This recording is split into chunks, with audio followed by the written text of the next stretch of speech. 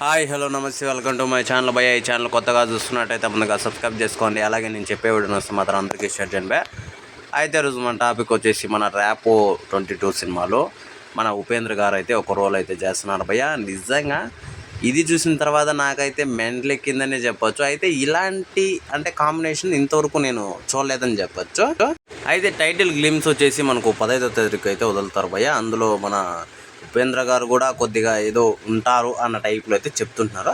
అయితే ఇదంతా పక్కన పెడితే ఈ కాంబినేషన్ నిజంగా వేరే లెవెల్ అనే చెప్పొచ్చు భయ్య. అసలు ఉపేంద్ర గారితో సినిమా చేయడం అంటేనే ఒక గొప్ప విషయం అని చెప్పొచ్చు. అలాగే చిన్న హీరోలు పెద్ద హీరోలు అనే ఆయన దగ్గర అలా ఏం ఉండదు భయ్య. ఎలాంటి హీరో అయినా కూడా సరే, ఎలాంటి క్యారెక్టర్ వాళ్ళైనా సరే ఆయన దానికి న్యాయం చేస్తాడనే చెప్పొచ్చు. నిజంగా భయ్య మన రామ్ గారి సినిమాలో ఈయన ఉండడం మాత్రం నాకు వేరే లెవెల్ అనే అనిపిస్తుంది. చాలా వరకు హ్యాపీగా అనిపిస్తుంది.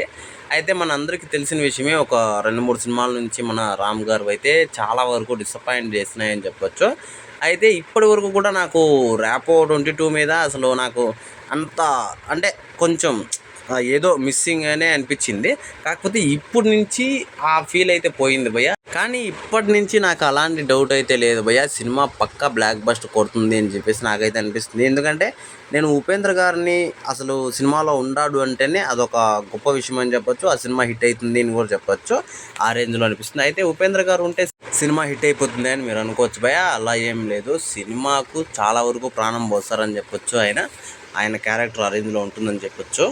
అయితే ఈ అప్డేట్ మీద మీరేమనుకుంటున్నారో కింద కామెంట్లో తెలియజేసేయండి భయ్య. మర్చిపోకుండా తప్పకుండా దయచేసి. అలాగే ఉపేంద్ర గారికి ఉంటే ఎలా ఉంటుందో కూడా కింద కామెంట్లో తెలియజేసేయండి.